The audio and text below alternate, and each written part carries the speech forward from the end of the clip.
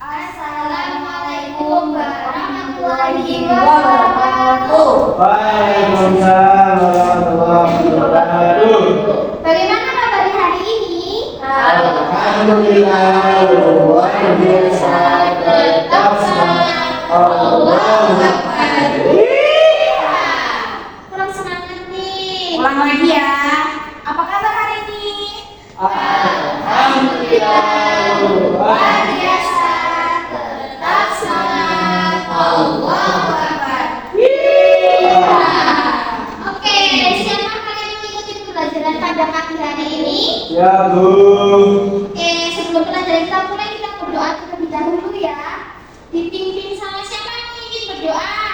Mas Ali. Mas Ali Renio, dipimpin berdoa teman-temannya. Sebelum memulai pembelajaran hari ini, marilah kita berdoa bersama-sama. Berdoa mulai. Bismillahirrahmanirrahim. Amin. Berdoa selesai. Oke, Ibu absen terlebih dahulu ya. Yang tidak masuk siapa? Dari Mbak Isti, mana Mbak Isti? Ibu. Mas Rahman, Hadir, Bu. Tariana, Bu. Mas Rizky, Hadir. Mas Akhir. Hadir. Oke, hadir semua ya. Ya, Bu. Oke. Oke, sebelum kita masuk ke dalam pelajaran, Ibu mau ngecek semangatnya dulu. Kita tepuk semangat dulu ya. Tepuk semangat. Semangat.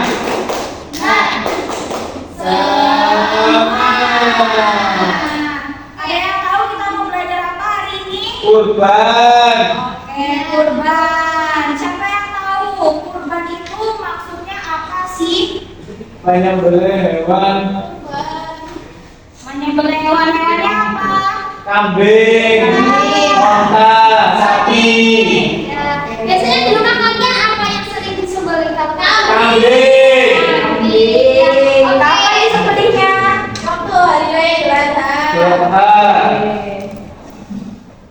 Jadi kurban menurut bahasa berasal dari bahasa Arab korba yang berarti mendekati atau menghampiri. Menurut istilah, kurban adalah beribadah kepada Allah Subhanahu wa taala dengan cara menyembelih binatang kurban dengan tujuan mendekatkan diri kepada Allah Subhanahu wa taala sebagai ungkapan rasa syukur kita terhadap Allah Subhanahu wa taala. Oh iya, kalian tahu enggak? Dulu kurban itu awalnya diawali Nabi siapa? Nabi Ibrahim. Oke, Mbak Tatiana bisa diceritakan dulu itu gimana sih awalnya? Awal mulanya Ya.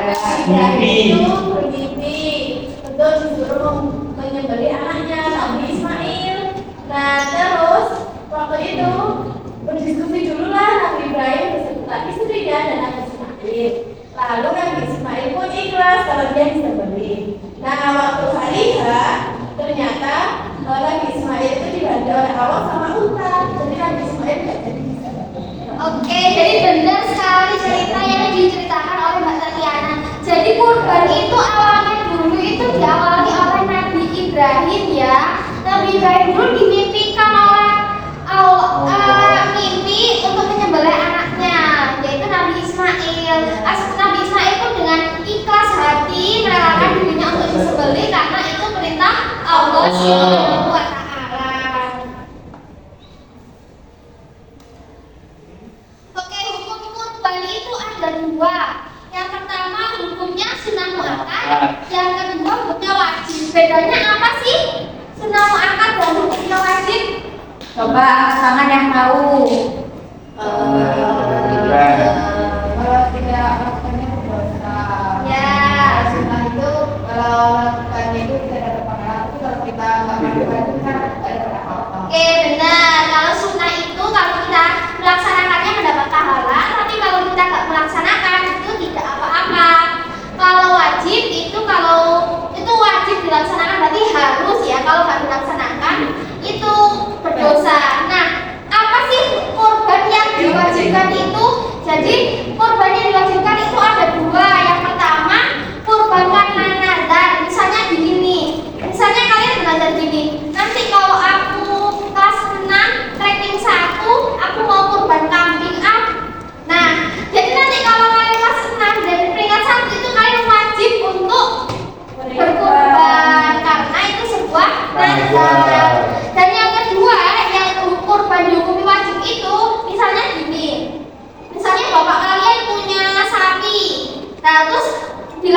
gini, sapi ini adalah hewan kurbanku di tahun depan, seperti itu. Itu berarti hewannya itu wajib dikurbankan di tahun depan. Jadi yang dihukumi wajib itu kurban yang intinya adalah janji, seperti benazar dan juga ungkapan seperti itu tadi.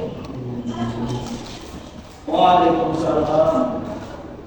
Jenis hewan kurban ada 4. Biasanya di rumah kalian yang mana? Kambing. Kambing sapi. Ya, kambing sama sapi, nggak ada yang unta ya? Nggak ada. Nggak punya Ya, unta. karena di sini nggak ada unta. Untuknya di Indonesia itu kurbannya kambing dan juga sapi. Ada juga daerah yang kurbannya itu menggunakan kerbau.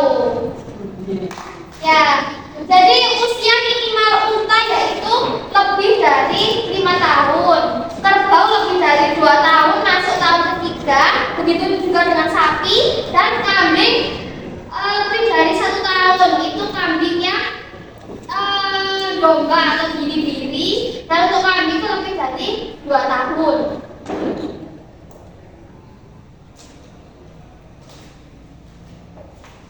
Nah, kan tadi ada yang jawab nih. Ibu nanya, kapan kambing itu atau sapi itu disembelih untuk dijadikan kurban? Kapan ada yang tahu? Kapan? Hari raya Idul Adha.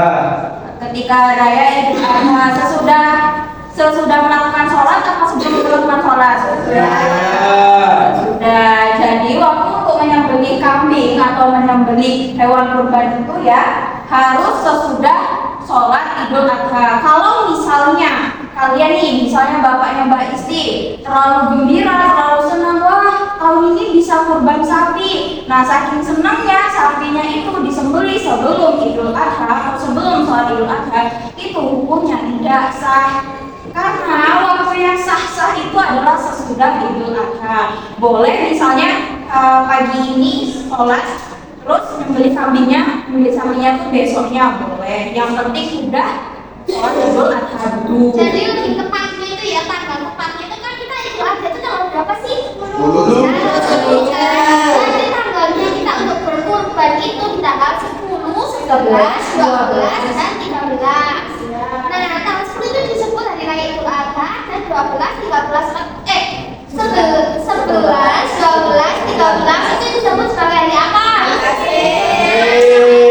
Jadi kurban itu nggak sembarangan kayak besok mau kurban nggak gitu ya. Jadi tanggalnya itu sudah ditentukan. Kalau misalnya yang beli kambingnya atau kurbannya itu sebelum, berarti itu jatuhnya sedekah. Sedekah ya anak-anak ya. Lanjut. Oke, selanjutnya tata cara penyembelihan hewan kurban. Oke, untuk tata caranya ibu akan nayangin sebuah video. Simak ya anak-anak semuanya.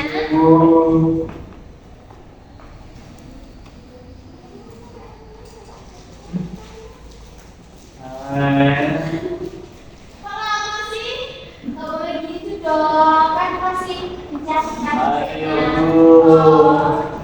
Nanti kalau anteng nanti istirahatnya cepat ya. Kirain dapat hadiah. Dan nanti minggu depan saya dikasih hadiah. Sekarang simak dulu tata cara penyembelihan hewan kurban. Barangkali nanti kalau udah gede Mas Rahmat sama Mas Akif bisa dijaga. Iya, bisa barangkali nanti kalian bisa membantu untuk gaji kurban. Jadi kan udah paham kalau sekarang nyimak videonya. Bu. Gimana? Kalau aku, kita ada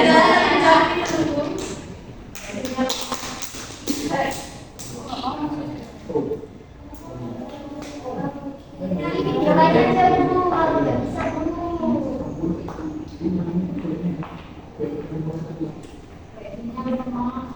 Nah, jadi ini ada gambar. Nah, ini adalah kurban atau ini adalah binatang yang ingin kita kurbankan. Di sini ada apa? Buat apa tuh lihat? Kambing. Domba. Ayo. Ambil domba. Domba.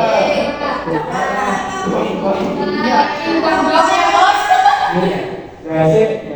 Nah, Jomblo ya Bu namanya. berarti jomblo. Jadi ini kambing yang dikorbankan, dia usianya udah mencapai 2 tahun atau sudah musnah ya, giginya tuh udah copot.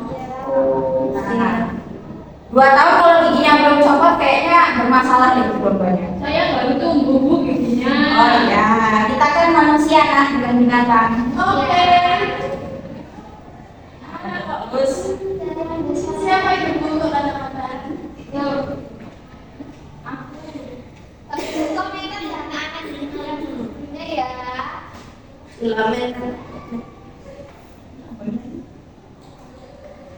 nah, pertama kambingnya itu diikat, diperiksa dulu sehat apa tidak. Iya. Jadi kambingnya dalam kondisi sehat. Buku Pak itu ada tadi katanya tertulis kupa.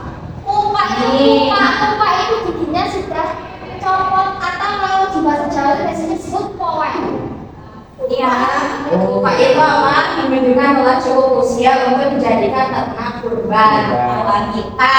Oke.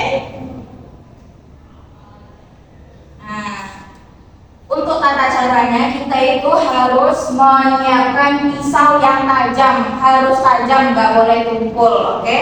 Ada yang tahu alasannya kenapa kok?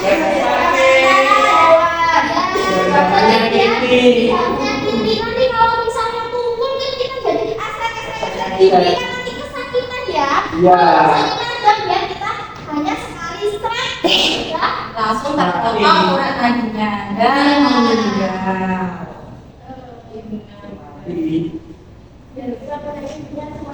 Nah, hewan kurbannya ini kambingnya kita letakkan seperti ini ya untuk menyembelihnya. Ditengok diraba juga urat nadinya di mana, di kanan apa di kiri. Di sini ada yang pernah membantu untuk berkorban belum?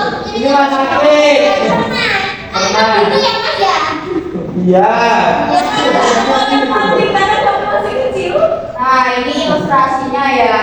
Nah, jadi urat nadinya tuh ada di sekitar sini ya.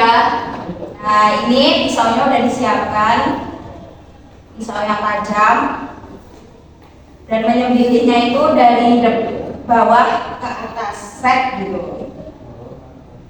Ini videonya agak sensitif. Bawah ke atas. Oh, dari atas ke bawah.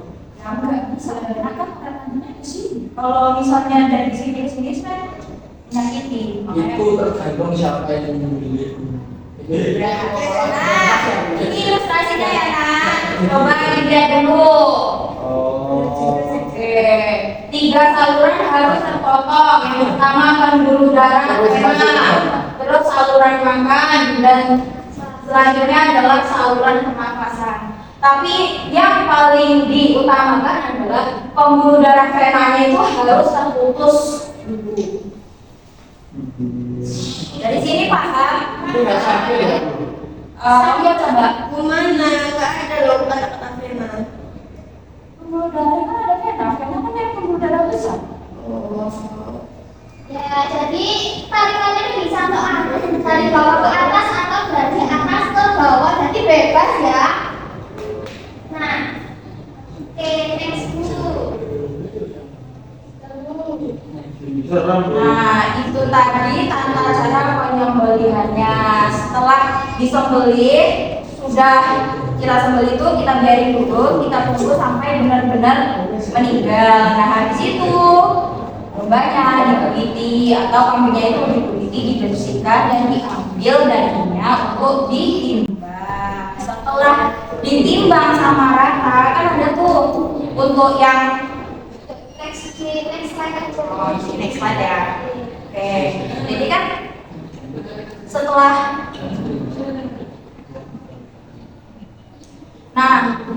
si kambing tadi udah dibersihkan, dikuliti dari semua kotorannya, itu dagingnya itu kita ambil, kita timbang.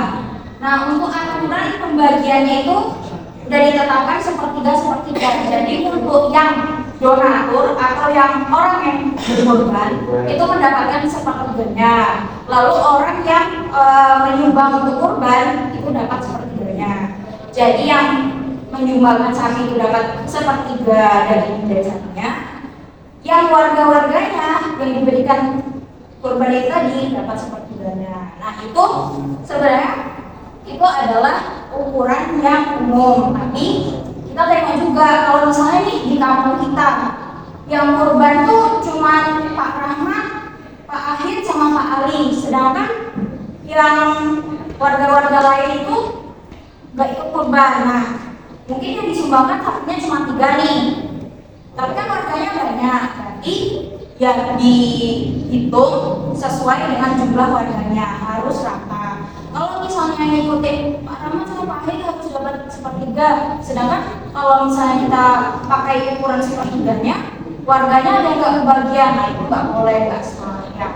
Jadi 1/3 itu adalah ukuran maksimal bagi orang yang berkurban. Jadi yang berkurban itu nggak harus dapat 1/3, tapi kita menyesuaikan dengan kebutuhan warga sekitar. Kalau warga sekitarnya belum tercukupi, tapi si orang yang berkurban dapat 1/3, kan kasihan yang lain ya. Jadi kita mendahulukan yang pakai miskin dan orang yang membutuhkan terlebih dahulu. Jadi 1/3 untuk orang yang berkurban itu adalah jumlah maksimalnya. Nah, apa aja nih hikmahnya kurban? 1. Menjalankan sunnah yang dilakukan Nabi Ibrahim dan Nabi Muhammad. 2. Itu tuh mendidik jiwa kita biar kita itu lebih bertakwa. Nah, kurban ini kan diabadikan di surat Al-Kautsar. Coba Mbak Isti bacakan surah Al-Kautsar. Ayo nanti dibantu. Bismillahirrahmanirrahim. Inna a'tainakal kautsar fasholli li rabbika wanhar. Inna syani'aka huwal abtar. Nah, ada yang tahu artinya? Mbak Tatiana. Mbak Tatiana tahu artinya? Tahu Bu, dia pintar. Tahu, saya pintar. Ya, coba. Artinya surah Al-Kautsar apa Mbak? Sebentar Bu. Nikmat Allah. Nikmat Allah maksudnya doakan Bu. Ya. Baca artinya apa? Belajar ya, ini bacakan Mbak. Yang keras ya. Sesungguhnya kami telah memberikan kepadamu nikmat. Dengarkan Padamu nikmat yang banyak. Maka dirikanlah salat karena Tuhanmu dan berkorbanlah. Sesungguhnya orang-orang yang membenci kamu ialah orang-orang yang terputus. Dan dong. Jadi kurban itu udah difirmankan atau telah diilhamkan sama Tuhan di surat Al-Kautsar ya. Tadi kan di ayat 2 katanya maka dirikanlah sholat karena Tuhanmu dan berkurbanlah. Jadi hikmahnya kurban tadi mendidik jiwa kita supaya lebih takwa, mendekatkan diri kita kepada Tuhan. Terus juga mewujudkan atau mengimplementasikan sifat murah hati, di mana kita tuh dengan berkorban tuh memiliki sifat simpati dan empati kepada mereka-mereka yang di bawah kita gitu, yang fakir miskin, anak yatim dan segala macamnya. Terus kurban ini juga bisa menghapus dosa. Di sini ada riwayat yang bilang kalau kita tuh berkorban ya, misalnya kita berkorban sapi atau kambing deh, misalnya kambing. Nah, kalau kambing yang kita kurbankan itu menjadi kendaraan kita melewati Siratal Mustaqim atau kendaraan kita menuju surga lah ibaratnya. Nggak tahu kalau melewati Siratal Mustaqim ya. Itu terus, oh iya nih, jadi berikan Siratal Mustaqim. Oke, jadi dari penjelasan yang telah Ibu Ani dan Ibu Fadila jelaskan, kalian pengen berkurban enggak? Pengen. Ya, Ibu doakan semoga rezekinya lancar. Amin. Bisa berkorban semuanya. Amin. Oke, sebelum Ibu tutup, Ibu punya tugas nih untuk kalian. Apa Bagus. bukunya dikeluarkan ya? Ya, Bu. Dan penjelasan yang Ibu jelaskan tadi silakan ditampung, silakan disimpulkan ya apa yang kalian pelajari hari ini. Baik Ibu. Ya, Bu. Siap. Siap. Oke. Baik. sekian dari Ibu Ayu dan Ibu Fadila. Ibu minta maaf kalau misalnya ada penjelasan yang kurang baik atau kurang berkenan. Semoga dapat bermanfaat dan dipahami oleh kalian semua ya. Untuk tugasnya dikumpulkan besok pagi. Bukan, Bu. Ya udah, besok lusa ya, besok lusa ya. Dikerjakan dengan baik ya, tulisnya yang rapi, disimpulkan tadi Ibu jelasin tentang apa gitu ya. Oke Bu, siap. Oke. kita tepuk semangat dulu ya. Tepuk semangat.